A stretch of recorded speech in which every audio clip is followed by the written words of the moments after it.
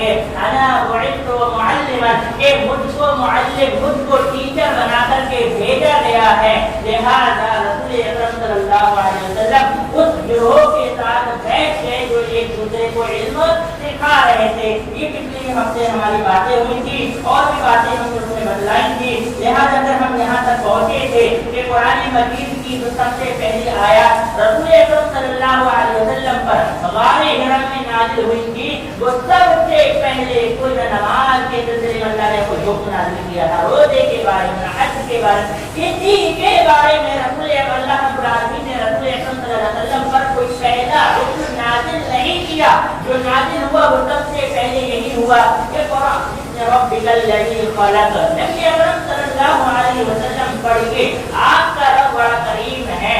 آپ پڑھیے اس رب کے نام سے جس نے انسان کو پیدا کیا ہے.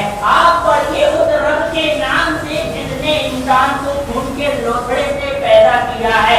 آپ پڑھیے آپ کا رب بڑا کریم ہے, رحم کرنے والا ہے, علم حاصل کریں گے. لہٰذا آپ پر اللہ رب العالمین آسانیاں نازل فرمائے گا.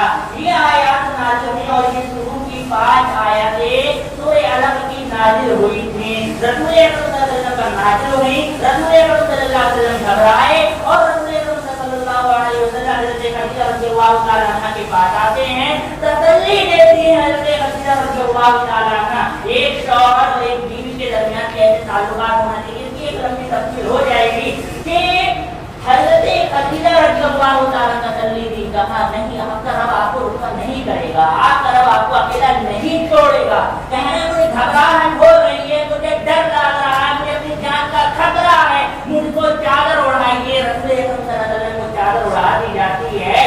اما عائشہ حضرت خدیجہ رضی اللہ تعالیٰ تسلی دیتی ہے, نہیں آپ یتیموں کی مدد کرتے ہیں, آپ غریبوں کی مدد کرتے ہیں, بے سہارا لوگوں کا سہارا بنتے ہیں, اتنے سارے نیک کام کرتے ہیں تو آپ کو اللہ کیسے رتبہ کرے گا؟ نہیں کرے گا. جو نیکیوں کے کام آپ کرتے ہیں ان کی بدولت اللہ آپ کو رتبہ نہیں کرے گا. لہٰذا میں ورقہ بن نوفل کے پاس لے جاتے ہیں اور وہ بھی تفصیل بتاتے ہیں کہ ایک زمانہ آئے گا, ایسا آئے گا آپ کی قوم کے لوگ آپ کے دشمن ہو جائیں گے. رسول نے بتایا کہ ہاں میری قوم کے لوگ مجھ سے دشمن ہو جائیں گے. ہاں ہو جائیں گے, جیسا کہ پہلے انبیاء علیہ السلام آئے ہیں اور ان کی قوم کے لوگ ان کے دشمن ہوئے ہیں. علم کی بنیاد پر, دین کی بنیاد پر ایسی ہی جواب دین کی تعلیم دیں گے تو آپ کے بھی لوگ دشمن ہو جائیں گے. بہرحال تو لہٰذا یہ شروعات کی سب سے پہلے آیات نازل ہوئی اور علم کے تعلق سے نازل ہوئی اور یہ لوگوں کو اللہ رب العالمین نے پیغام دیا کہ تمام کاموں سے پہلے نماز, روزہ, حج,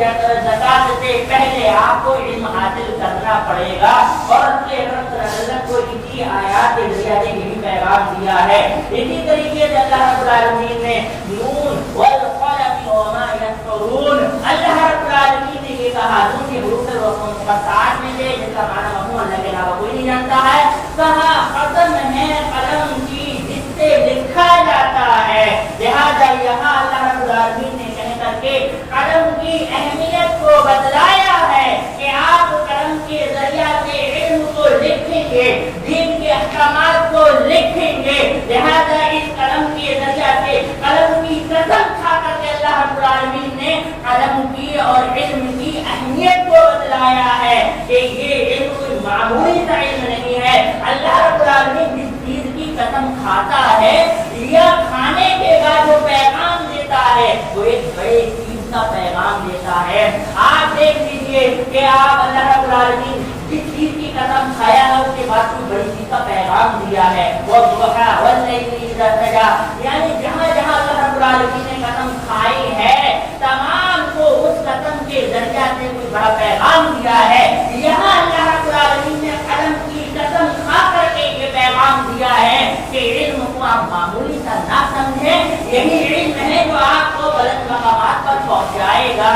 لہذا یہی قلم ہے کہ اس قلم کے ذریعہ سے آپ پچھلے لوگوں کے واقعات کو لکھیں گے, حادثات کو لکھیں گے, اور جب حادثات کوئی واقعہ پیش آئے گا اس قلم کے ذریعہ سے اس علم کو, اس واقعے کو آپ لکھیں گے تو آگے والے لوگوں کے لیے عبرت کا واقعہ بنے گا, عبرت کا نصیحت کا پیغام بنے گا کہ پہلے کے لوگوں نے یہ کیا تھا تو یہ واقعہ साथ ये हादसा पेश आया है उनके साथ, लिहाजा आप भी ऐसा काम ना करें वरना आपके साथ भी ऐसा ही होगा।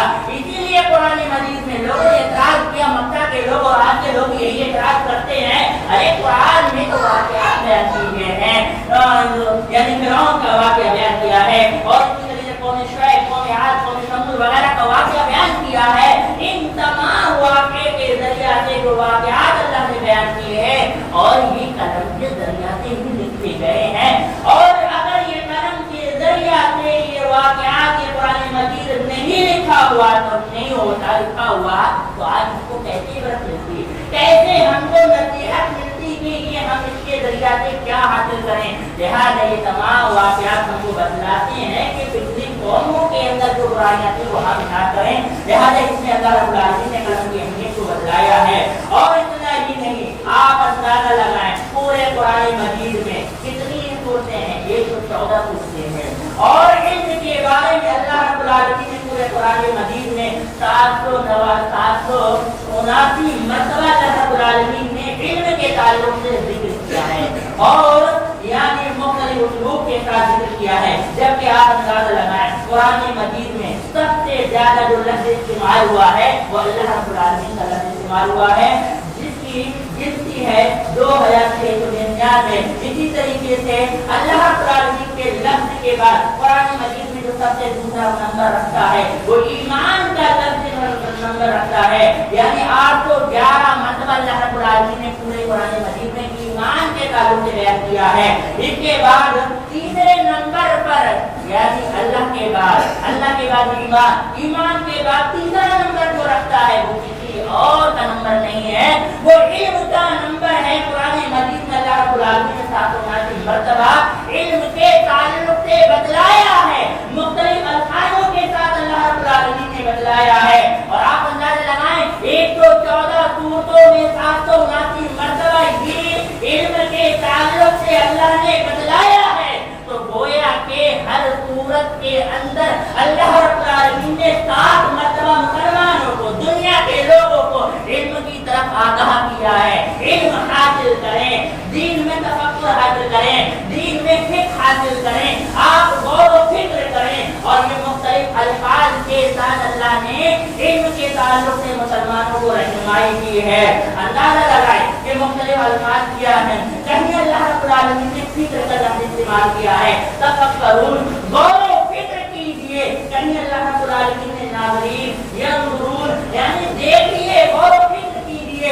इसी तरीके से कहीं अल्लाह रब्बुल आलमीन ने यकीन का लफ्ज़ इस्तेमाल किया, हुदा का लफ्ज़ इस्तेमाल किया, अक्ल का लफ्ज़ इस्तेमाल किया, हिकमत का लफ्ज़ इस्तेमाल किया, कुरान और हुज्जत का लफ्ज़ इस्तेमाल किया, आयत का लफ्ज़ इस्तेमाल किया। आयत में निशानी, यानी इस निशानी को देख करके आप भी इबरत और नसीहत हासिल करें। बैयिना का लफ्ज़ इस्तेमाल किया कि ये चीज़ वाज़ेह है और इल्म से ताल्लुक़ रखती है।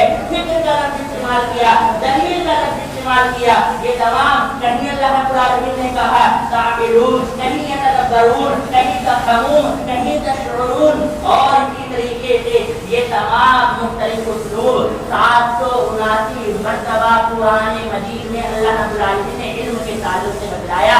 ये कोई मामूली की बात नहीं है।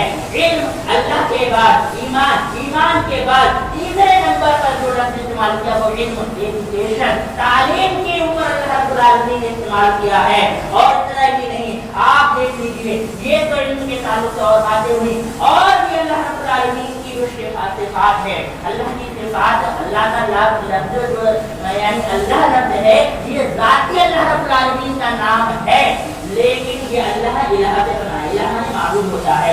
बहरहाल सिफात में जो अल्लाह रब्बुल आलमीन, जैसे अल्लाह की सिफात जो रहमान है, रहीम है, हकीम है, ऐसे दीगर 99 नाम अल्लाह रब्बुल आलमीन के अस्माए हुस्ना है जो अल्लाह रब्बुल आलमीन ने दुनिया वालों को, मुसलमानों को बतलाए हैं। और 99 नामों के अलावा अल्लाह रब्बुल आलमीन के बेशुमार नाम हैं जो कल क़यामत के दिन अल्लाह रब्बुल आलमीन नबी अकरम सल्लल्लाहु अलैहि वसल्लम को बतलाएगा।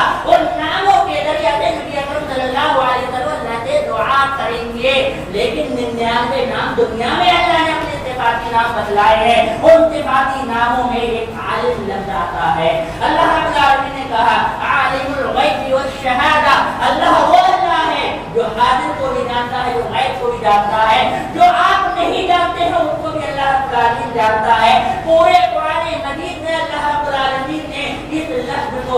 عالم الغیب والشہادہ 13 مرتبہ استعمال کیا ہے. اسی طریقے سے اسماء الحسنی میں اللہ کا نام علیم اور حکیم آتا ہے.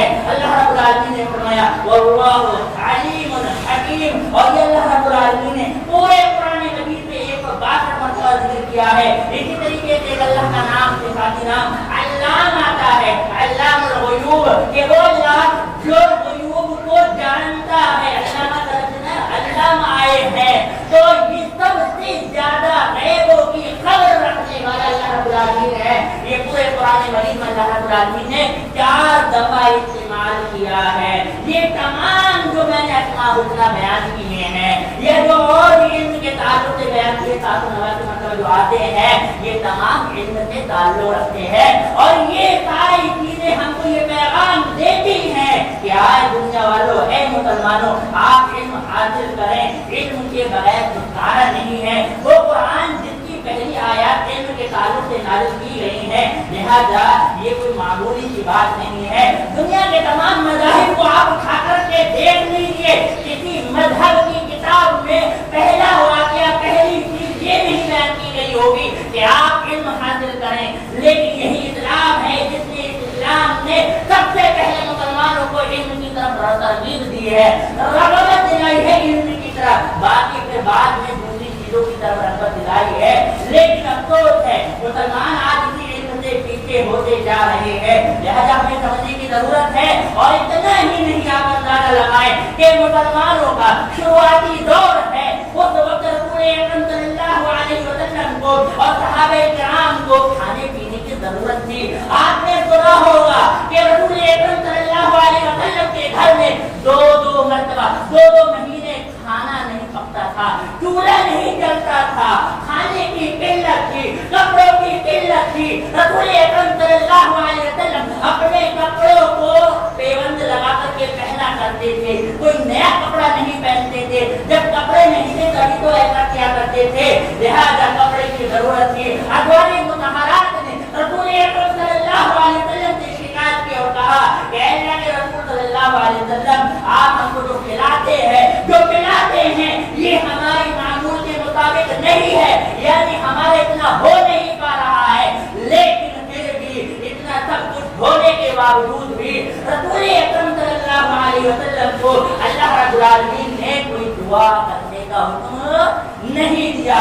یہ نہیں کہا نبی صلی اللہ علیہ وسلم, اے نبی آپ دعا کیجیے اللہ میرے کاروبار میں برکت دے دے, اے اللہ مجھے خوب روٹی دے دے, اے اللہ میرے مجھے کپڑے پہنا دے, اے اللہ میرے کاروبار میں برکت دے دے. کوئی بھی دعا کا حکم نہیں دیا. جس دعا کا رسول اکرم صلی اللہ علیہ وسلم کو حکم دیا وہ علم کے تعلق سے دیا. کہا وقر رب زدنی علما, نبی صلی اللہ علیہ وسلم رب سے دعا کیجیے کہ الہ العالمین میرے علم میں اضافہ کر دے, میرے علم میں زیادتی کر دے.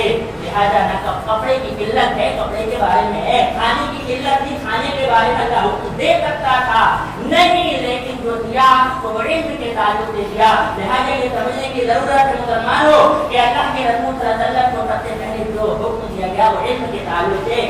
یہی علم ہے کہ جس کے ذریعہ سے آپ اعلیٰ مقامات حاصل کریں گے.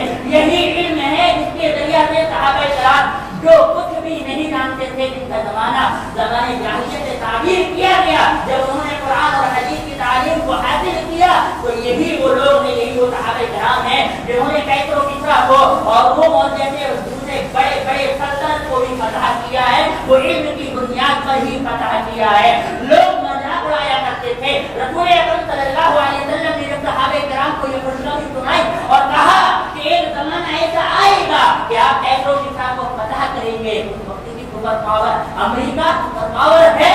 ایسی ہی اس وقت کا دور ایسا دور تھا کہ صحابہ کرام کو یہ خوشخبریاں سنائی کہ آپ کے ہاتھوں میں سونے ہوں گے, آپ اس ملک کو فتح کریں گے. مکہ کے لوگ آئے ہیں بڑائی اس ملک کو ایسے فتح کر پائیں گے, لیکن انہوں نے خود اپنی آنکھوں سے دیکھا کہ صحابہ کرام نے اس کو فتح کیا. اور یہی فتح جو کیا ہے, جو سپر پاور ملکوں کو حاصل کیا ہے, وہ علم کی بنیاد پر حاصل کیا ہے, یقین کی بنیاد پر حاصل کیا ہے, اللہ رب العالمین پر بھروسہ کرنے کی بنیاد پر ہی کیا ہے. لہذا رسول اکرم صلی اللہ علیہ وسلم خود رسول اللہ رب العالمین کی دعا کرتے اور کہتے اللہم انی اسألك علما نافعا ورزقا طيبا وشفاء من كل داء. الہ العالمین میں تجھ سے ایسے علم کی دعا کر رہا ہوں جو علم مجھ کو فائدہ پہنچائے، جو علم دنیا والوں کو فائدہ پہنچائے. ایسا علم کی دعا نہیں کر رہا ہوں جو مجھ کو فائدہ دے، دنیا والوں کو فائدہ نہ پہنچائے. ایسا علم مجھ کو مت دینا. اللہم انی اعوذ بک من علم لا ينفع. الہ العالمین میں تجھ سے پناہ مانگ رہا ہوں ایسے علم کی جو مجھ کو فائدہ نہ پہنچائے. لہذا کہا اللہم انی اسألک علما نافعا ورزقا طیبا وشفاء من کل داء. میں تجھ سے سوال کر رہا ہوں تو مجھ کو حلال روزی عطا فرما. میں تجھ سے سوال کر رہا ہوں کہ اے الہ العالمین مجھے بیماریوں سے بچا دے اور مجھے ایسی یعنی بیماریوں سے بچا اور مجھے جو دوا دے اس دوا میں جو میں دوا استعمال کروں اس دوا میں الہ العالمین مجھے شفا دے دے. لہذا یہ رسول اکرم صلی اللہ علیہ وسلم اللہ رب العالمین سے دعا کرتے تھے. لہذا مسلمانوں کو سمجھنے کی ضرورت ہے ہم ایک وقت بھوکا رہ لے کر اپنے بچوں کو تعلیم دے. ہم جہاں کھا رہے ہیں، جہاں 400-500 روپے خرچ کر رہے ہیں، وہیں اپنے بچوں پر 100-200 روپے 300 روپے خرچ کر کے جو کہ ہمارے گھر کا ہر ایک انسان کے ایک معمولی سے انسان اور ایک معمولی سے مسلمان کے گھر کا خرچ روزانہ کا 500 روپے تو ہے ہی معمولی کا. لہٰذا یہ 500 ہم روزانہ جو خرچ کر سکتے ہیں اپنی ذات کے لیے، وہیں اپنے بچوں کے لیے مہینے میں 100-200-500 روپے خرچ کریں. بچوں کو پڑھائیں، بچوں کو دین کی تعلیم دیں، دنیاوی تعلیم دینے کے ساتھ ساتھ. اسی لیے مفسر یعنی وقر ربی زدنی علما کے تعلق سے تفسیر بیان کی ہے قتادہ بن دعامہ السدوسی رحمہ اللہ نے، جو محدث ہے، مفسر ہیں، شرعی علوم حاصل کرتے ہیں. انہوں نے کہا اگر تھوڑا سا علم حاصل کرنے کے بعد کسی انسان کے لیے اگر وہ علم کافی ہو جاتا، آج سوچا نا ارے 5 کلاس پڑھے کافی ہو گیا، ارے 2 کلاس پڑھے کافی ہو گیا ہے.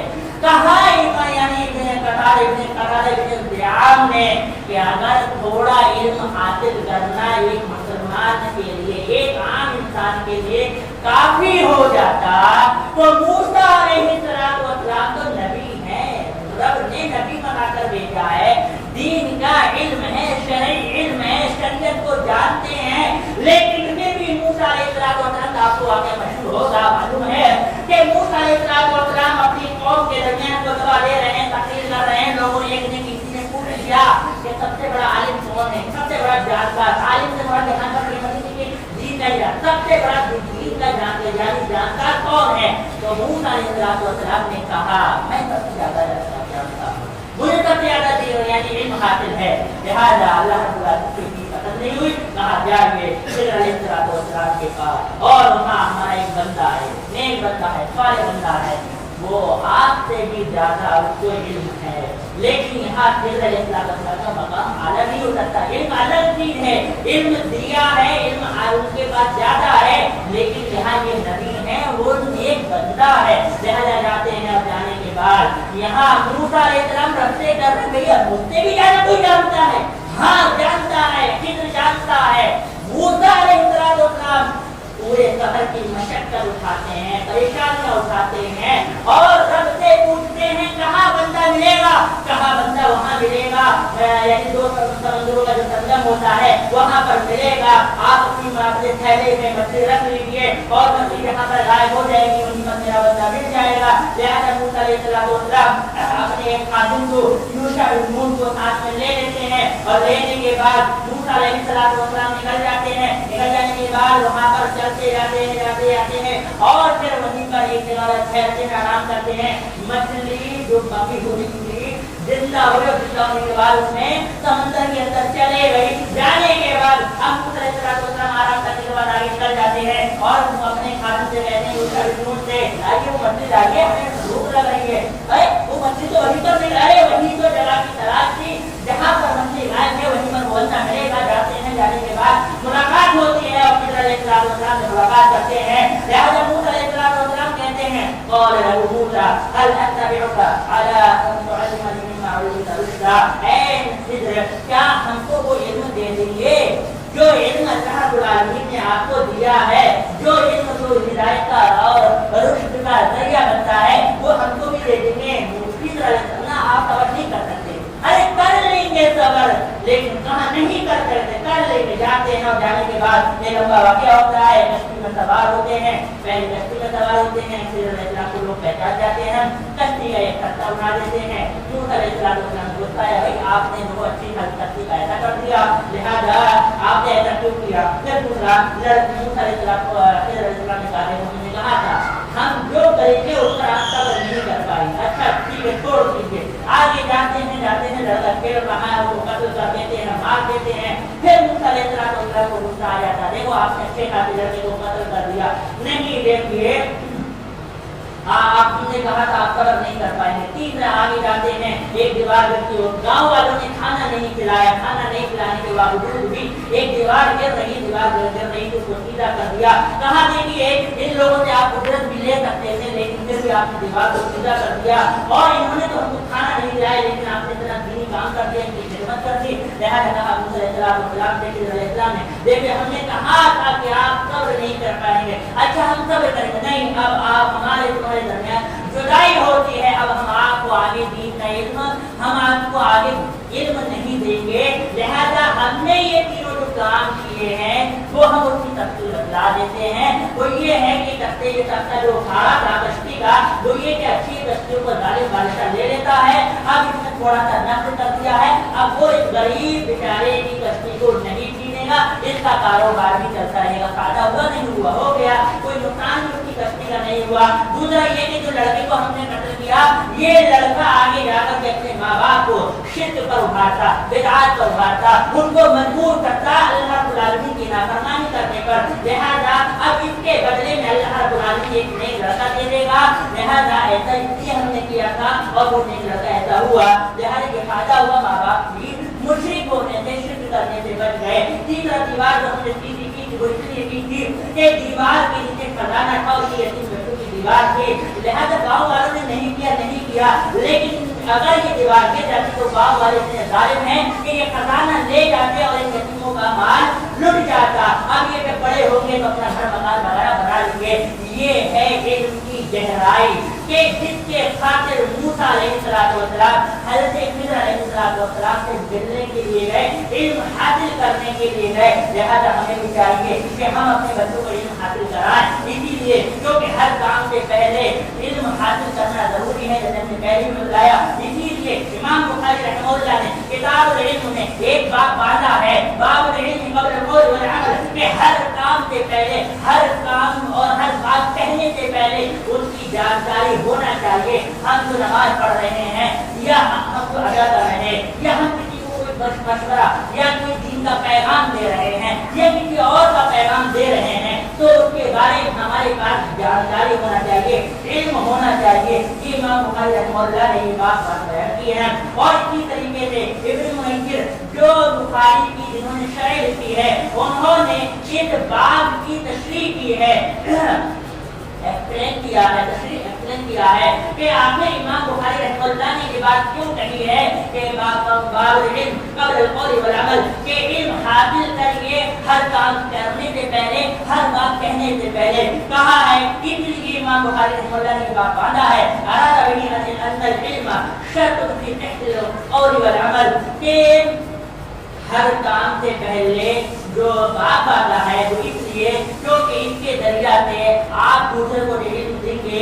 इससे मुराद लिया गया है कि इल्म हर कौल की सेहत और हर पेट की सेहत के लिए इल्म एक शर्त है। आप किसी को बतलाएंगे और आपके पास जानकारी नहीं होगी तो वो आपकी बात नहीं मानेगा, लेकिन अगर आपके पास इल्म होगा, उसकी जानकारी होगी और आप बतलाएंगे और वो जाना हुआ होगा, हाँ ये बंदे को जानकारी है, तो वो उसमें शक नहीं करेगा बल्कि उस पर अमल पैदा हो जाएगा। लेकिन जब आपके पास जानकारी नहीं होगी तो वो आपके बात नहीं मानेगा। मान लीजिए किसी को बुखार आया, अब कोई कहते हैं जिसको जो डॉक्टर ही नहीं हो और वो कहते हैं ये दवा खा लीजिए, जबकि वो डॉक्टर नहीं है, वो आपकी बात पर तसल्ली नहीं कर पाएगा, इत्मीनान नहीं कर पाएगा, आपकी बात पर यकीन नहीं करेगा, क्यों आप डॉक्टर नहीं है। लेकिन डॉक्टर से वो जब बुखार की दवा पूछेगा, किसी बीमारी की दवा पूछेगा, तो डॉक्टर कहेगा ये दवा ले लीजिए, वो फौरन जाकर के ये दवा ले लेगा, उसको शक नहीं होगा। ऐसी ही इल्म से पहले हम जब कोई बात कहेंगे तो बगैर इल्म की कोई बात कहेंगे कोई हमारी बात नहीं मानेगा, और जब हमारे पास इल्म होगा तो हम जो भी कहेंगे या जो कहेंगे उस पर लोग अमल पैरा होंगे। लिहाजा इसलिए हमें समझने की जरूरत है। और इसीलिए अल्लाह रब्बुल आलमीन ने कहा है जान लीजिए कि अल्लाह के अलावा कोई माबूद हकीकी नहीं है। तौहीद से पहले, अकीदे से पहले अल्लाह रब्बुल आलमीन ने इल्म हासिल करने का हुक्म दिया है। इल्म नहीं होगा तो शिर्क करेंगे, और यही हाल है मुसलमानों का। मुसलमानों के पास जब दीन का इल्म नहीं है तो जो कहता है, जो चाहता है वैसा करने को हुक्म देता है, वैसा मुसलमान करने लगते हैं। क्यों? इनके पास इल्म नहीं है।